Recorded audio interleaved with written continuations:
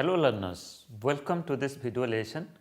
Today we are going to discuss another topic of your course. The title of this topic is Education During Modern Time, particularly in post-independence period. As you know that we are discussing different topics that is included in your course. Course code is BESC 131 and course title is Education, Concept, Nature and Perspectives. Before starting our discussion, let me to introduce myself. I Dr. Niradhar De, Associate Professor, School of Education, Indira Gandhi National Open University, welcome you all to this video lesson. As you know that presently we are in the fourth module of your course. Title of this module is Historical Developments of Education, an Overview. In this module you will find 5 different important lessons are there. First lesson is education during ancient time, second is education during medieval period, third lesson is education during modern time, that is particularly in pre-independence period, then fourth is education during modern time, that is particularly in post-independence period, and the fifth lesson is recommendations of National Education Policy, that is NEP 2020. Friends, already we have discussed the first 3 lessons, that is education during ancient time, during medieval period and during modern time, that is in pre-independence period. In this lesson we are going to discuss education during modern time, particularly post-independence period. So friends, as you know, the system of education, the development of education that we are practicing today, it is not just the development of today, rather you can say this is a continuum of development. That means continuously the system of education have been developing starting from the you can say ancient time, starting from the ancient system of education, the Gurukul system of education. So that is why chronologically you might have understanding that the educational system and the process of teaching and learning system and the pedagogy that were being practiced during the ancient time, and further the transformation of education that happened at the medieval period, then in the modern time, particularly both in pre-independence period and post-independence period, and presently now we are at the stage of NEP 2020, National Education Policy 2020. So that means being a student of education, being you can say scholar of education, you are supposed to understand the very system of education of our country and how the system has been developed starting from ancient time to this modern time. Before starting our discussion, let me to focus upon some of the learning outcomes, and I am very much hopeful that after going through this lesson and after going through the part content that is given in this module of your course, you will be able to acquaint yourself about developments of education during post-independence period. Then further you will be able to describe the recommendations of different education commissions set up during post-independence period, and you will be able to critically analyze the developments of education during the post-independence period. So the 3 learning outcomes that you are supposed to achieve, that is first of all you have to acquaint yourself, then you will be able to describe, then further you will be able to critically analyze the developments of education during the post-independence period. Now let us go forward to understand that what are the different developments or major developments, major happenings that have been carried out in education during the post-independence period in India. First of all, this lesson will be focusing upon the recommendations of University Education Commission 1948-49, as this is the first education commission in independent India. That the second is Secondary Education Commission, which is very much focused upon the system and the development of secondary education in India. That was this commission was set up in 1952-53. Then further the Education Commission 1964-66, the National Policy on Education 1968, this is called as the first National Policy on Education in independent India. Then further National Policy on Education 1986, that is called as NPE 1986. This is the second national policy on education in independent India. Then further revised National Policy on Education 1992. This is not an independent you can say commission, rather this is the revised version of the National Policy on Education 1986. Then further the another development is 5-year plans. It was started in 1951, the first 5-year plan, and these plans are for every 5 years. So it started from 1951 and it continues till 2015. So total 12 5-year plans that has been established, that has been developed in this country, and they have given the recommendations starting from 1951 to 2015. And in 2015 the recent development, that is the establishment of NITI Ayog. Okay, so NITI Ayog took the place of Planning Commission. So you can say this is the transformation version of Planning Commission, that is NITI Ayog. We will also discuss here. Then further education as fundamental right, that is called as Right to Education Act 2009. So this is also another important development in independent India. Here education, especially elementary education, become a fundamental right of the children of this country. Okay. And further the recent development that I was talking earlier, that is National Education Policy NEP 2020. We will also go through the major recommendations, the major philosophy and the major fundamental principles of the National Education Policy 2020.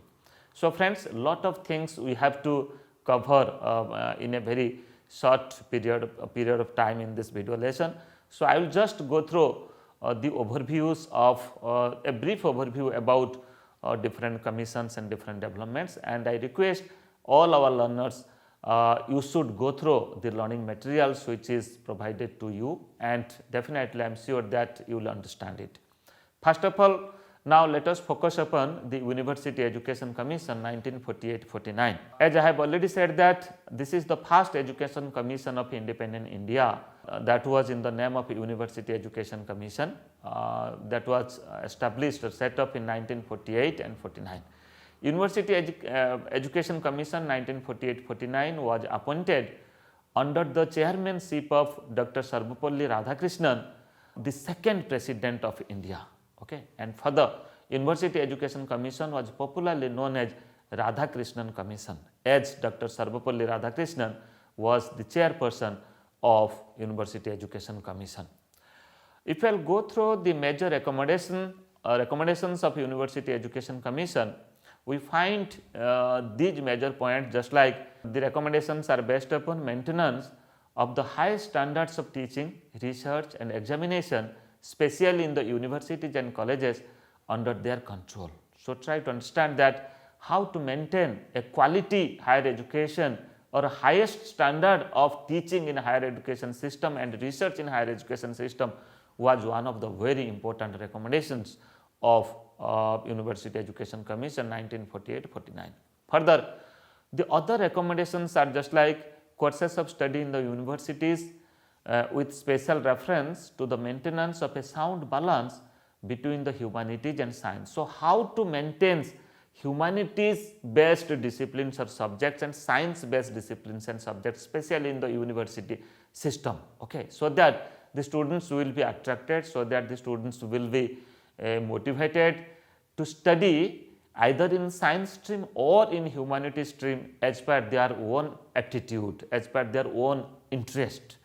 Then further, standards of admission to university courses through entrance examination. So it was the recommendation that there should be certain standard mechanism, quality mechanism for admitting the students, especially in the higher education system, because at that time you must have realized that a few section of the society were truly coming to get higher education. Okay, and for the time and again this has also been realized that the number of students those who are coming to higher education system, it got gradually in an increasing order. So that is why to select a group of learners, a group of scholars, those are really interested in higher education, those are really want to contribute something in higher education system. So that is why the standard procedure or the standard recommendation was given that the admission will be taken with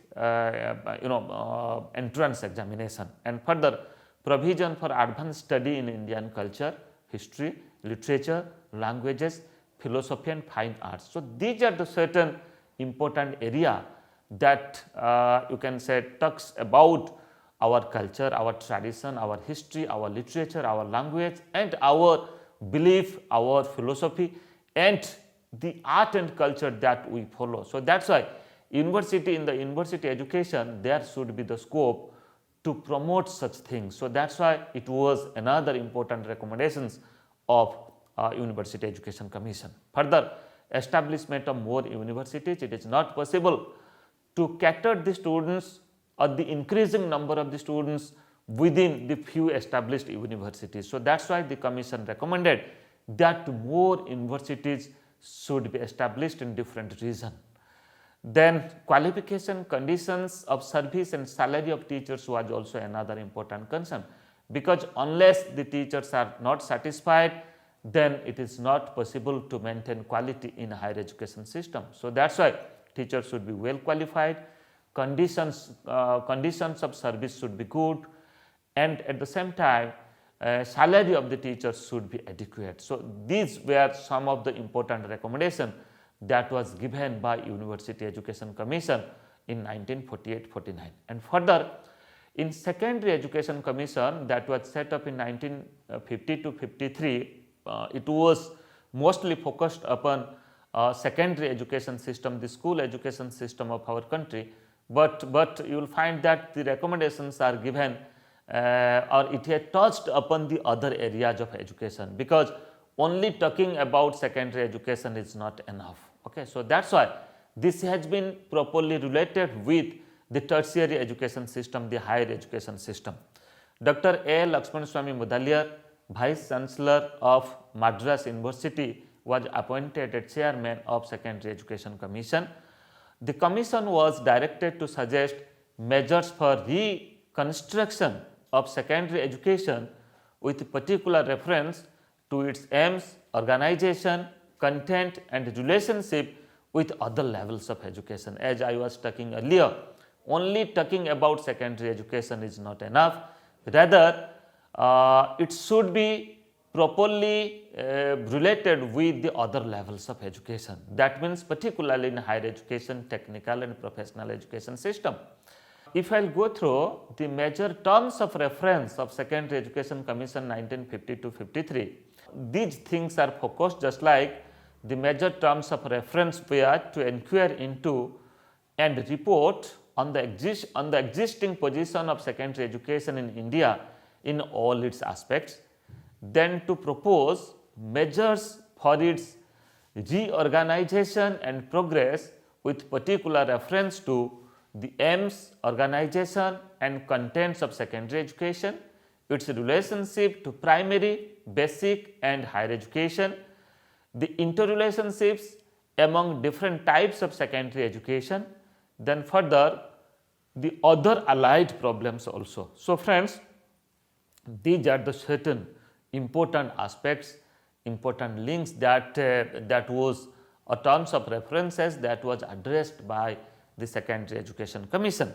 It talked you can say the earlier education that needs for getting quality secondary education, that is you can say basic education or the primary education, and at the same time secondary education is also important for getting higher education, tertiary education. So that is why higher education system is also a part of recommendation in this commission.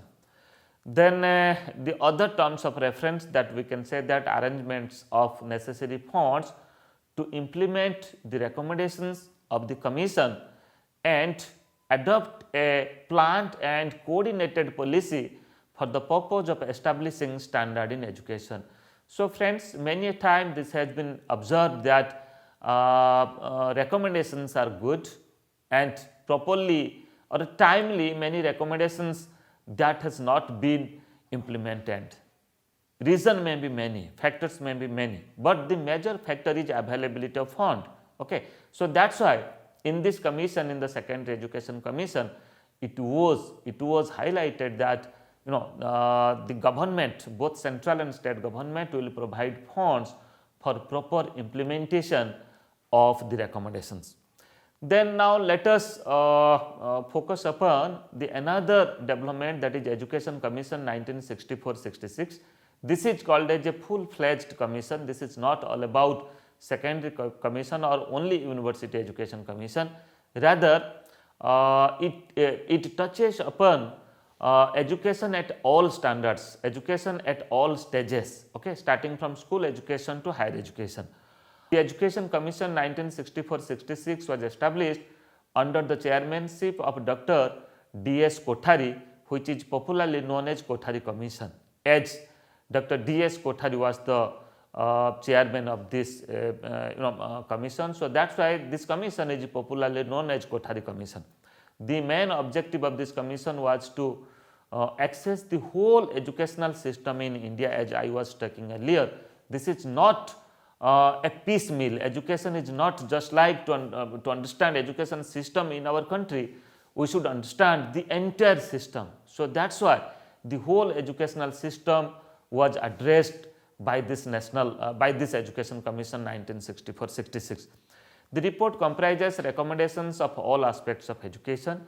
It covers education at all stages from the pre-primary through the secondary and to the higher education system. The Commission's recommendations covered different areas such as reforms in education, then reforms needed in education during a language policy, structure and quality in education, various aspects of school education including achieving the universal retention. Friends, at that time it was the major concern of India that how to retain or how to increase enrollment. Okay, so or how to retain the students who are coming to the school system. Okay, so that is why it was a specific recommendation in this commission that how to achieve universal retention, 100% students, how they will attend the school and they will complete you can say especially the school education. Then the commission highlights not only the present defects in the system at each level, but also offers practical recommendations for eradicating them. Okay, so what are the panacea or what are the you can say solution of the problems that are being faced in different levels of education was also another recommendation. Now, friends, let us focus upon the first national policy on education. Okay, so the national policy on education that was established in 1968 is called as the first national policy on education in independent India. Okay, NPE 1968 aimed to encourage national progress, a sense of common citizenship and culture, and to strengthen national integration. So, these are the certain fundamental principle and philosophy behind for developing this first national policy on education in independent India. Then the national policy had given its recommendation on the following aspects. The major aspects of recommendations were free and compulsory education, then status and emoluments and education of teachers, then development of languages, then regional languages, implementation of 3-language formula. Now also we are implementing it, practicing it, the 3-language formula, then achieving equal educational opportunity as per the constitutional provision. So, these are the certain important area basing upon which the National Policy on Education 1968 has given its suggestions and recommendations. Then further let us focus upon another national policy on education that was set up, established in 1986. National Policy on Education 1986 was the second national policy on education in independent India. First national policy on education was 1968 and second was 1986. In NPE or National Policy on Education 1986, emphasis of the policy was on the vocationalization of education like agriculture, rural development programs, communication and related other areas for the overall development of the economy. Okay, so that's why how to develop the skills and competencies, how to provide work to the hand of every learner, to the hand of every students of the country was another aim, and that's why it was focused to develop vocational education, skill based education that may be related to agriculture education, education related to rural development or through different rural development programs, then communication technology. At the same time, overall development, areas of overall development for the overall you can say economical development of this country. Then the policy also stressed the significance of open university system of education to expand faster the level of higher education. So, the concept of open university was come to this country in 1986 through this recommendation, and after that the open universities in India, just like IGNOU, that was established. Okay, so beforehand Andhra Pradesh State Open University was also set up, but this commission recommended formally that there is the need of open university in this country for providing educational opportunities to each and every you can say citizens and every learners in this country. Then further developing skills to use the recent and modern technology to that they can earn their livelihood without much suffering was also another important concern. Then to consider education as a continuum. Okay, so the concept of lifelong learning, the concept of continuous education, that means there is no end of education, was also another important concern of this policy. Then to earn maximum benefits of productive human resources of the country through education was also focused. Further, the revised national policy on education that was set up in 1992. So, this is not an independent commission or the policy, rather we can say that this is the revised national policy on education 1986. The national policy on education 1986 was modified in 1992 by the program of action, that is called as POA, program of action 1992 under the national policy on education NPE 1986. The revised recommendations were implemented on certain aspects, just like maintain equity, social justice and education, early childhood care and education, adult and continuing education, education and right to work. So, how to provide work to each and every individual's hand was also another important concern in POA, program of action of national policy on education 1986. Then higher education system, providing higher education to the you can say interested learners. Then technical and management education. At the same time, development of resources of education, different infrastructure and resources in education, so that the learners feel free and get quality facilities in education.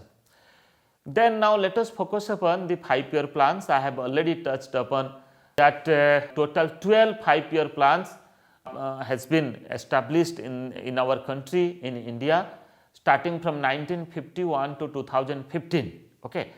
Further, NITI Ayog came into existence in the year 2015 to take over the functions performed by the Planning Commission. Earlier, the 5-year plan was the function of the Planning Commission. So, now NITI Ayog has been taken the place of Planning Commission.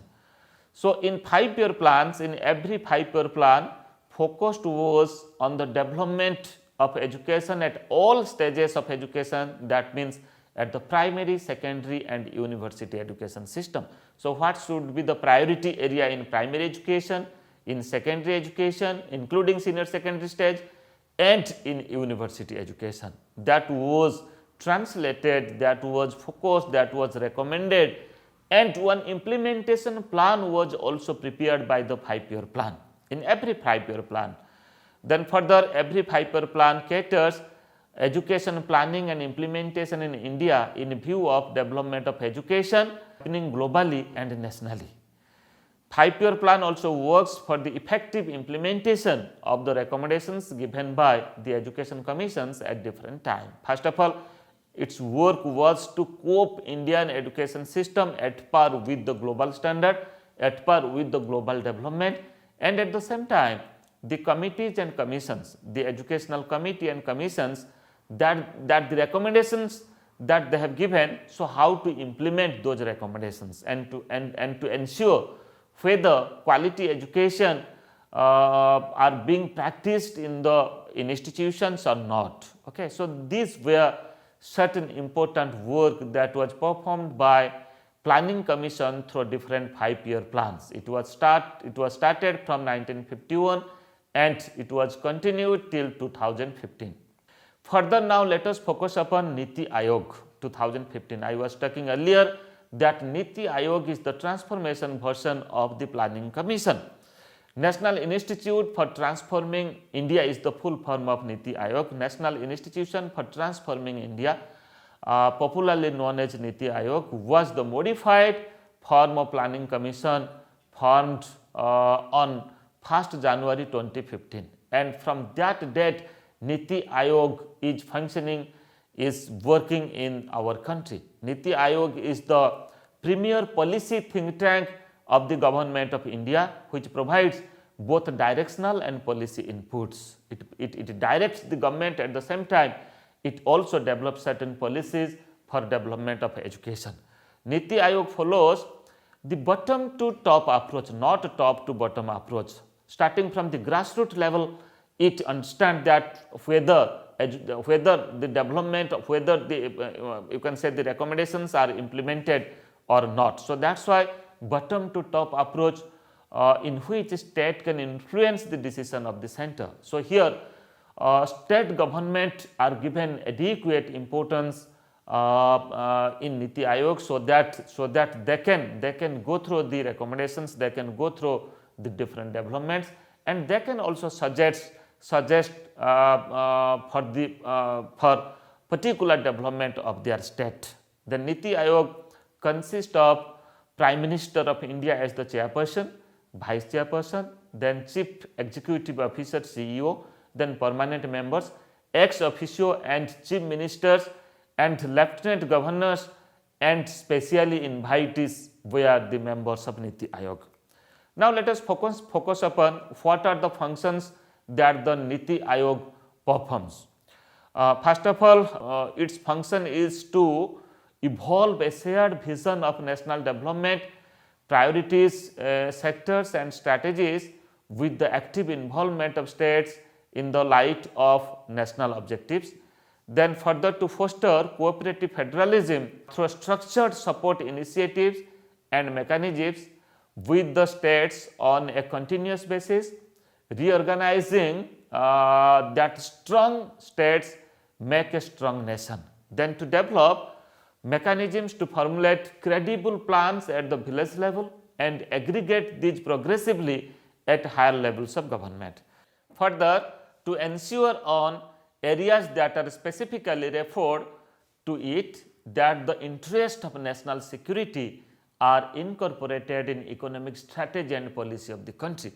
Then to pay special attention to the sections of our society that may be a risk of not benefiting adequately from economic progress. Further, the other functions are to design strategic and long-term policy frameworks for national development, to create a knowledge, innovation and entrepreneurship support system, then to offer a platform for resolution of intersectoral and interdepartmental issues in order to accelerate the implementation of the development agenda, then to maintain a state-of-the-art resource center for overall developments in all sectors. NITI Ayog realizes that unless we have the resources, unless we have the infrastructure or the establishment of infrastructure, then it is not possible for the national development. It may be education, it may be economy and other types of development also. So, that is why there is the need of state of the art resource center in the country. Then further, to actively monitor and evaluate the implementation of programs and initiatives, and to focus on technology upgradation and capacity building for implementation of programs and initiatives are other major functions of the NITI Ayog. Further, now let us focus upon the recent development, that is education as a fundamental right, that is called as RTE Act 2009. The 86th constitutional amendment was made in 2002 and inserted Article 21A in the Constitution of India to make education as a fundamental right, especially at the elementary education system. That means starting from class 1 to class 8, and its age appropriation is from class you can say age 6 to 14.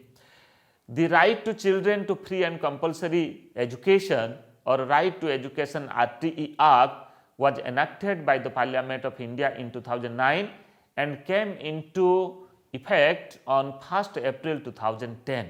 It provides the children the right of free and compulsory education in the age group of 6 to 14. It is the responsibility for the state governments and local bodies to ensure that every child gets education in a school in the neighborhood. India is the 139th country in the world having elementary education as the fundamental right for the children at the age group of 6 to 14. Further, to include certain more aspects in a Right to Education Act, we can say that the main aim of the Act is to provide the opportunity of equality education or equal education for all the children belonging to the age group of 6 to 14. The Act makes provision for the children free and compulsory education in neighborhood schools till the completion of elementary education. Right to Education Act makes certain the compulsory admission, attendance and completion of elementary education for the children in the age group of 6 to 14. The Act directly benefits the children who do not go to school at present. And further, for bringing community closer to school, another function or the recommendation in RTE Act 2009 is the school management committee, that is called as SMC, or the local bodies identify the out of school children aged above 6 and admit them in classes appropriate to their age. So, try to understand here, there is a particular section in this act that how to bring community closer to school system, and the work of the community have also defined that the SMC or the community will develop the school development plan, then accordingly development of school will happen. Friends, just to recapitulate, today we have discussed the development of education or the recommendations given by different education commissions, especially in modern education system, that means in post independence period, starting from University Education Commission 1948-49, we have discussed till education become a fundamental right, that is we have discussed the Right to Education Act 2009. Okay? And in our next lesson we will discuss about the recent development, that is NEP 2020, National Education Policy 2020. So, before ending this session, let me to focus upon certain questions for your practice, just like after going through this video lesson and content which is given in your module. I am hopeful that you will be able to answer these questions, just like what are the different education commissions set up after independence in India, especially in the post independence period. Then explain briefly the major accommodations given by different education commissions set up in India after independence. Then you will be able to discuss the functions of NITI Ayog as a transformed for Planning Commission. Then what are the major recommendations given by the Right to Education Act 2009? And another question is critically analyze the recommendations made by different education commissions set up after independence. So, I am hopeful that this lesson might have helped you to get the answer of these questions. Thank you.